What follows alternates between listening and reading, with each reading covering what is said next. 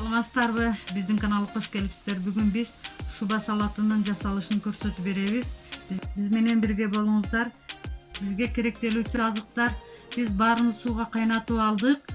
Бизге 3 кызылча, 2 сабиз, 3 картошка, 4 жумуртка, туздалган балык, майонез, туз, мурч ушулар керек болот.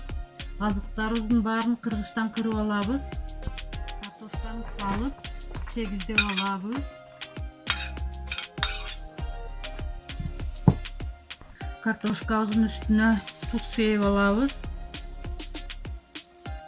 Кара мурч, балыктын суусун да себебиз.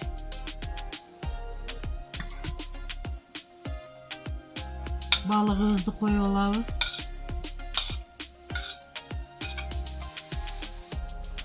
Üstünü juka kılıp mayonez sürtüp alabız. Üstüne kızılçanı koyup alabız.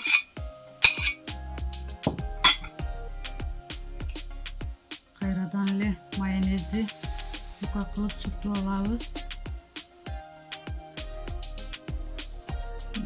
Sabit salıp alabız. Tuz sıyıp alabız.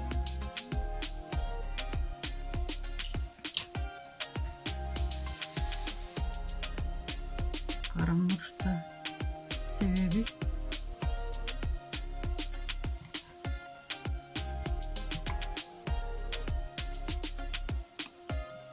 Yumurtanın ağını üstüne koyup alabız.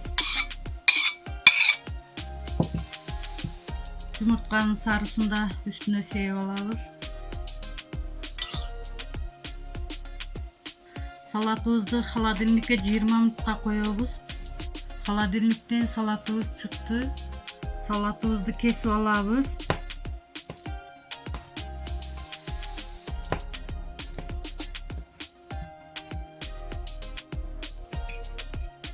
Шуба салатыбыз даяр болду. Өтө даамдуу салаттардын бири болду. Тортой болуп өтө жакшы салат болду. Сиздер да даярдап көрүңүздөр. Биздин каналга кошулуңуздар. Саламатта калыңыздар.